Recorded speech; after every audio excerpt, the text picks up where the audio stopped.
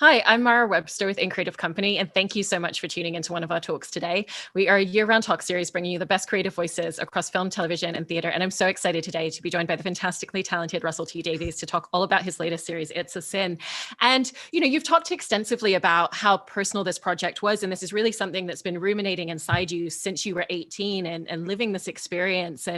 But even the process and the journey of writing the actual scripts was over the course of a few years. And through that amount of time that you had, particularly when you were pitching it and still waiting to hear back for a couple of years, what do you feel that really gave you the opportunity to continue just evolving within these stories and within these characters and the layers that you got the opportunity to add through the fact that the journey did take a little bit longer? I suppose that adds. I think things stew, and it's all a great big soup in my head, and it's kind of reducing. It's like reducing a sauce, isn't it? That it gets kind of stronger in its taste. I just compared my brain to reducing a sauce.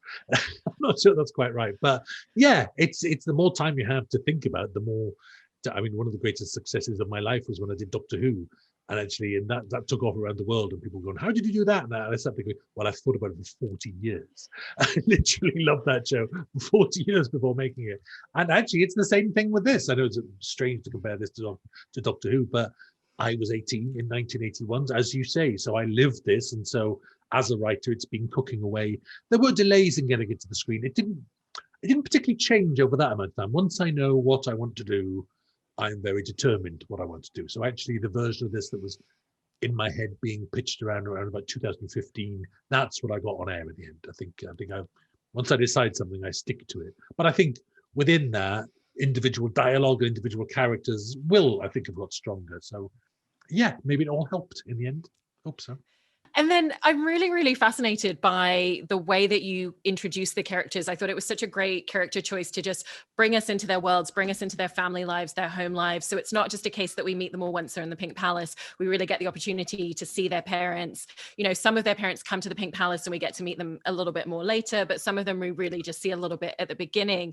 When you're writing those scenes, they're so incredibly succinct, but you get so much detail. So what's that process and that journey of just figuring out how you can really convey so much about a character within the space of just a couple of minutes for setting the tone for the entire show? Yeah, it's to be honest, it's something I'm good at. That's why I did it. It's like turn to your skills that you got, and I can do that. I know how to be that precise and that fast. I like the shows to move fast. Character work is, if anything, that's maybe my speciality. I write good characters, and I'm lucky enough to get good actors in to bring those to life. I've had quite a bit of experience over the past few years. A couple of years ago, I did a show called A Very English Scandal that was on Amazon. That covered 20 years. Last year, I did a show that was on HBO called Years and Years. That covered 15 years. So a mere 10 years, and It's a Sin was quite easy. No, it wasn't easy, but I've kind of learned the tricks. I've taught myself the devices doing that. I can't wait to write the next thing. I swear it'll all take place in 45 minutes. Enough of these decade-spanning things. But yeah, I'd learned the techniques. I've taught myself how to do it. Of just choosing those moments that if you're taking a boy from a middle-class home and there he is with mum and dad, then there's a million different scenes you could play. But I chose the night before he goes to university when they all sit down and have a bit of a special meal. And he's the golden boy, and he's showing off, which his dad instantly undercuts because he wants to be the golden man of the household, which his mum is loving her son and is proud of her, the sister's ignoring it. That moment says everything about them all. So it's that really. That's the brevity you're after. It's going through a life. It's almost like going through above, like a drone, and then sort of dropping down. That moment sums them all up. And with Roscoe, it's more dramatic. It's the moment Roscoe leaves home. So that's obviously enormous fun to write and very dramatic and actually quite scary for him as well. But the subtler things like dinner with your parents, a glass of wine with your parents, before you leave home, before you leave your childhood bedroom, that's quite important actually. So it's just having an eye for those moments. And the whole show does that. Every week, I thought this might kind of interfere with the viewing process, but it turns out not to have. That every week you've moved on a couple of years. I thought we worried. We sat going through scripts saying, won't people feel like we've missed things? Won't it feel disjointed? And amazingly, that hasn't been the reaction at all, because I think I've just always chosen the right moments. And you don't worry so much about the passage of time because you feel like you're with them at intimate moments. So it seems to have worked. Hooray.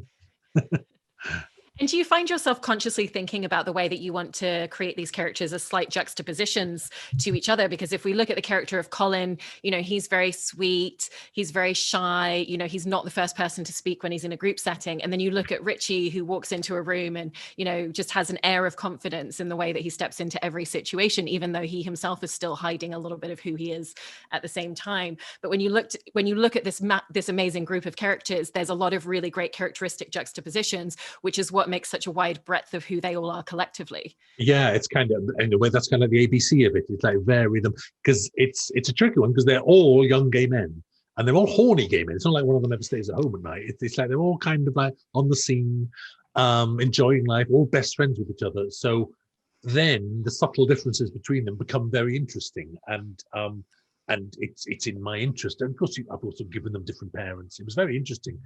I remember the beginning when I set out to create this range of characters. I remember thinking, well, in the interest of variety, just getting a wide breadth of characters, I should have one person who's out to his parents at the age of 18. And then I thought back to 1881. I thought back to all the friends I know, all the people I've met since then who were 18 in that age. Not one of them was out to their parents. Not one of them. So that was a very interesting process. I think, they're all in the closet. And of course, you're showing people who have been in the closet at home, who are escaping to find themselves. So you literally see them becoming themselves in front of you. And I think you've got to take a kind of deep breath as well. The tricky thing is, I'm telling the story of a virus that causes death, and I'm actually showing many deaths. I've got to vary that across the series without it getting repetitive, without it getting boring, without it getting predictable, and yet it is the same death every time. So that's hard. So it's got to happen to different characters, and you've got to feel it in a different way every time. And sometimes it's the death of the innocent. Sometimes it's someone whose behavior might be more compromised, even though they don't deserve it at all. Sometimes it's a previous generation who are sadly more swiftly forgotten by the young kids. It's keeping nimble with that. It was a tricky dance. It was but I say that, but I'm a writer, so whenever it gets tricky, I kind of love it. That's what I'm there for. I'm not there for the easy bits. That's like, anyone can write those. It's when it gets difficult, when it gets layered, when things start to clash, that's what I'm there for. That makes me wake up in the morning and come to this desk and my keyboard and think, oh, I love this. So yeah, good times. And you do such a fantastic job in your writing as well, of also knowing when you want to let the silence speak for the characters and speak for the moment. And, sometimes it's a moment of levity where it's, one of Richie's hookups where we don't need any dialogue to know what's happening and what the communication and what the rapport between those characters is. Or it's a moment where in the Pink Palace, they get a phone call to say that someone has passed away and they all just sit there silently. So when you're writing, are you consciously thinking about those moments of silence, or do they really just kind of find themselves in the journey of the script? I think it's both. I know what you mean. They find themselves. I consider myself very lucky as a writer. I know how to play a scene. And what I mean by that is there are 27 ways to play a scene. Every scene can be played in different ways. There are 27,000 ways to play a scene. And if I have a good instinct, I don't tend to write 27 different versions of scene. I go straight to the version that works. And that's just experience. And that's just, I've been doing this job for a long time. Actually, that was always my skill. And that's the reason why I've become a successful writer, in my opinion, that I know where I'm going. I'm making it sound easy, but that is part of the easiest moment. So if a scene is to be silent, also looking at the whole script and varying it. There's a funny bit, there's a dark bit, there's a sad bit. And I believe in compressing those together. I think life switches genres madly all the time. It's like you can have a great laugh at a funeral and you can be very, very heartbroken at a wedding. You keep that, that's why I like employing actors who can change emotions in the blink of an eye. It's kind of like bad actors take 4 or 5 seconds to change an emotion. You see them changing gear. Good actors know that it happens like that. Happy to sad, like that, in a second. I love that. People rattle off the dialogue fast, like I'm talking now. I love that. So yeah, it's coming back to the same thing you were saying. It's choices in the end, and those are the choices that I make, and yeah, I stand by them. I think it worked. And in writing the story and telling it as a whole, you always talk a lot about how you really want to write things that you feel other people are not writing and stories that they're not telling. Yeah. And obviously this is a subject matter that has been touched upon in other films and TV shows and documentaries, but not necessarily so specifically with the UK and with London as much. What did you really feel that you wanted to bring to this story that was going to be that unique perspective that you hadn't seen in other places? That's interesting. That's exactly it. And that was my engine. That was my fuel for getting it done, which is with enormous respect to a big body of work that's been done on AIDS and in the fictionalization of AIDS And also a lot in this country, a lot that goes unnoticed in like the evening soap operas we have in Britain. And soap operas in Britain are very different thing than they are in America. They're much more domestic, they're much more issue-based, they're much more working class here. And they've done HIV in all sorts of situations. But I felt that certain things hadn't been done. I felt specifically that the denial that we were in 1981, 82, 83, 84, where the existence of a virus that affected only gay men felt like fake news. It literally felt like fake news. I've never quite seen that done. And it's just to get a different slant on things, a different insight. For example, there was, during the early days, actually, for decades, people thought you weren't safe to drink from the cup of someone who was HIV positive. The virus might be passed on that way. There are still people who think that now. Let's not kid ourselves. I mean, that's always been a problem. So in dramas, I've seen an awful lot of dramas in which the role of being that paranoid person is given to a villain, or it's given to someone stupid, given to someone clearly wrong. And I didn't think that's fair, because that was a genuine feeling at the time. It might be factually wrong, we know now. We didn't then. And so I gave that role to our most sympathetic character. Jill is the beating heart of the show in many ways, played by Lydia West. It's the most gorgeous performance. And so I gave that moment of paranoia and terror to her. She's so paranoid, she doesn't just wash the mug that a man with HIV is drunk from. She goes and smashes it and puts it in the bin so that no one will ever touch it. And so I wanted to feel that moment instead of blaming that moment. And as the series goes on, I thought anyone who lived through the 80s and anyone who knows this situation knows legendary stories, which are manifold, of parents who either disowned their children or certainly burnt their children's possessions. That happened a terrible number of times. Parents who just handled it badly, parents who did not admit that their child was dying of AIDS, that they said they had Hodgkin's disease or cancer or something else. And I'm not here to blame those families at all, because what a terrible, terrible situation to go through. But I wanted to move that center stage. I've never quite seen that center stage. And or if I had, I'd seen that done with sentimentality and a happy ending and a hug. And I wanted to really go in and look at that family and the structure of that family. But the family that could disown its son in any shape or form, that's an extraordinary family. So, and that taps into the whole notions of, you're looking at the son in the end, the notions of gay shame. Are you brought up in shame? How a virus came along that perpetuated shame perfectly. It terribly and ironically and dramatically fitted gay shame to the T. I mean, what a terrible thing to happen. So, yeah, I could rattle off a long list, but almost every scene I'm trying to say something that I don't think has quite been said before. And there's a lot of brilliant dramas out there. And also allowed me not to do things. For example, I think The Normal Heart by Larry Kramer is an absolute piece of genius. It's furious. It's so furious. It allowed me to not be furious. I can thought the fury's been done. Actually, The Normal Heart's being revived at the National Theatre this month, I think, February, I think. And so there's your furious piece. I'm aware of being part of a body of work. So I can say, look, if you want the fury, go there. If you want Angels in America for a wild cosmology built out of one virus, I mean, what a piece of work that is. It's extraordinary. And actually come to me. If you want to come to me for the missing of people. That's why I created people you love so that you'd miss them in the way that we miss people who we've lost. And that is what amazingly has seemed to strike a chord. That's what's worked in Britain this week. It's been extraordinary. So yeah, that's a short answer. Well, with moments like the one that you were just mentioning, where Lydia West's character Jill takes that mug and smashes it because of the fallacy that was out there, I think you do such a superb job at taking all of those fallacies and also a lot of what did exist of questions that people were asked. Going for a mortgage, have you ever shared a bed with another man?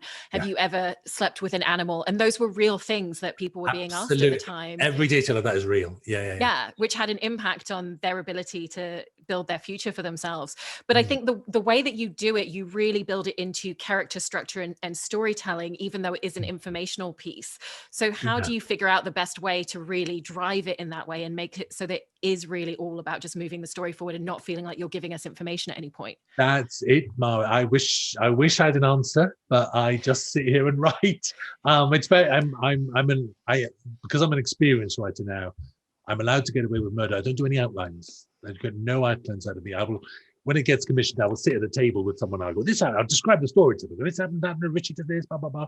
I like that because that's being the raconteur side of a writer, which writers don't need to do. Writers are mostly shy and quiet, but I'm just loud, so I can do that. But I literally refuse to hand in outlines, and I sit here at a desk thinking, I don't know what happens, I don't know. And I think, but I've learned to trust this over the years. It kind of makes me surf. The moment I feel like I don't mean that sounds superficial, but I surf along the feeling of a script, when it goes up, it literally has a sort of topology to me. I can see a shape of an episode in my head, and it's not a comfortable shape, it's all over the place. But so I just yes, and I know when something is getting too didactic. I think I'm possibly a very, very good script editor. I think that's the truth. It's like, I think maybe I should go and do that for a living, because I am ferociously on my scripts, and I rewrite them compulsively. Every day I start on page 1. Every single day I go back to the beginning. Every day I deliver exactly the right page length. If it's going to be 55 pages long, every single script, for instance, is exactly 55 pages long, because that allows me to control it. I control the entire cloud of the episode. So that's how I do it. Somewhere in there is the answer to what you're saying. I am critical enough of myself to not be expositional.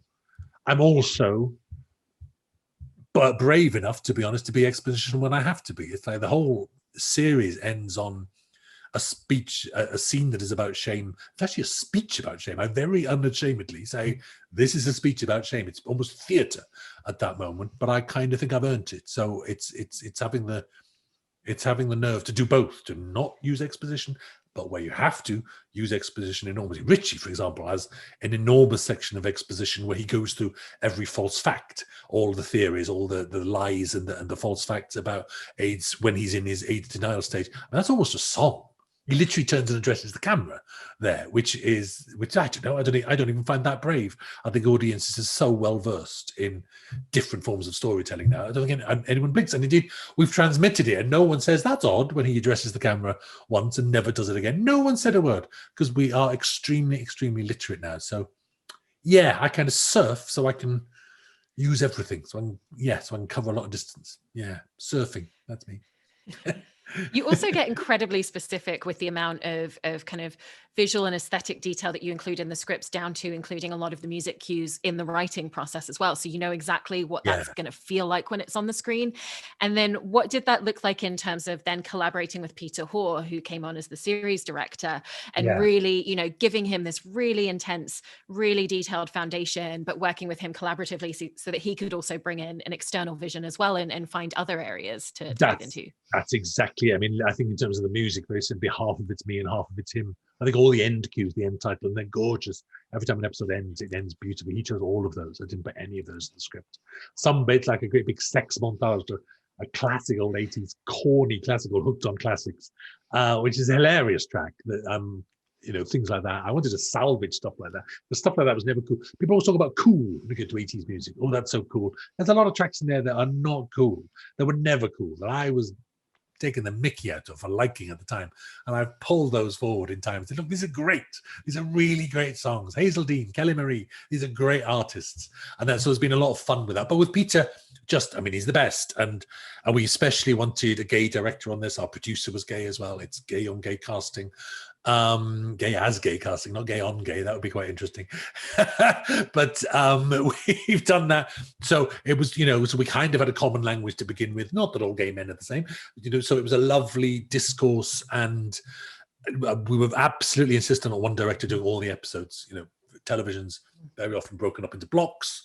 It's horrible, that moment where you have to change directors. I mean, that's the soul of the show being transplanted. It's just sometimes a necessity.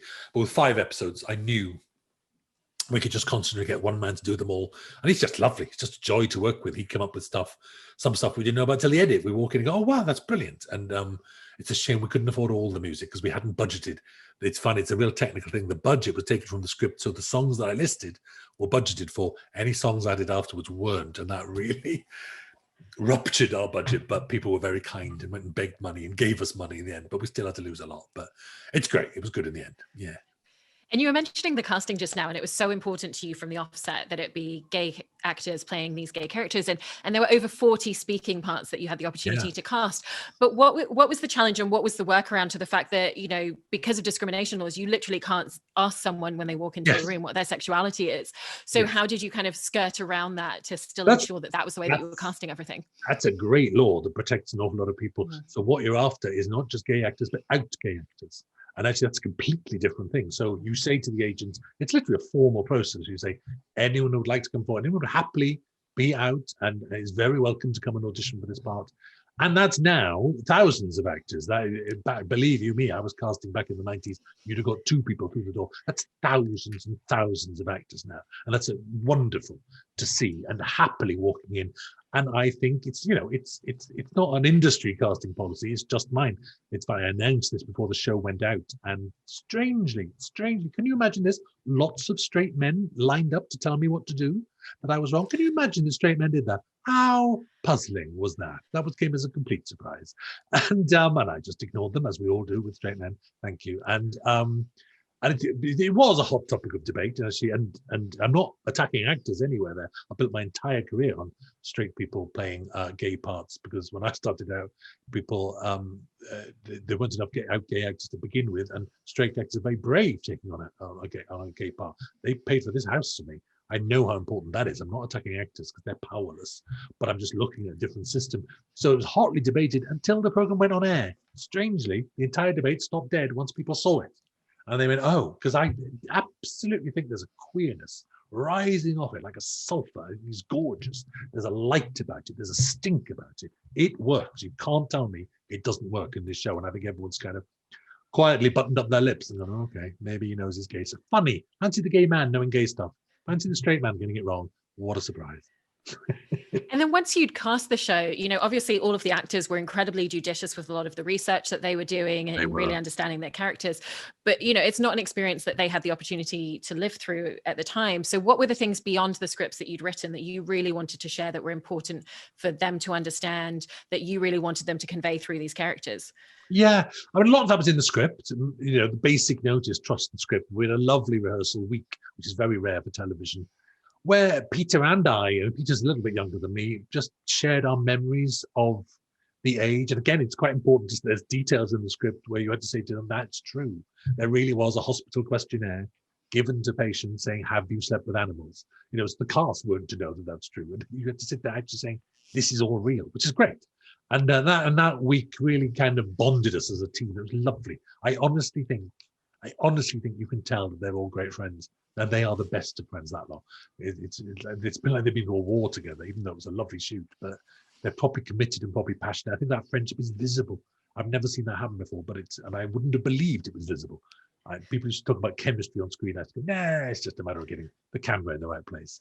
And now I'm actually at my age going, all right, then maybe there's chemistry there. I get it. That friendship is visible on screen. So lots of lovely sharing, and equally then sharing to us. It's like one of the best days of your life can be talking to a bunch of young people in the room. You know, you literally walk away with a spring in your step. They educate you. So it was a lovely process. Really a joy this show. Properly lovely process. And you wrote all of these characters through the lens of people that you knew, but I thought it was so fascinating that in casting Lydia West and having her play this character, Jill, who was one of your friends, that you didn't actually tell her until the table read that Jill was part of the series, because you wanted her to create that character and really bring her own interpretation to it. What was the reason behind the fact that you didn't want to introduce the two of them or let her know until that moment? I wonder if Lydia's spinning a good yarn there. I can't believe I didn't tell her until the day before. And yeah, I put my hand in my head with shame and think, it was a very busy time. Maybe I'm horrified.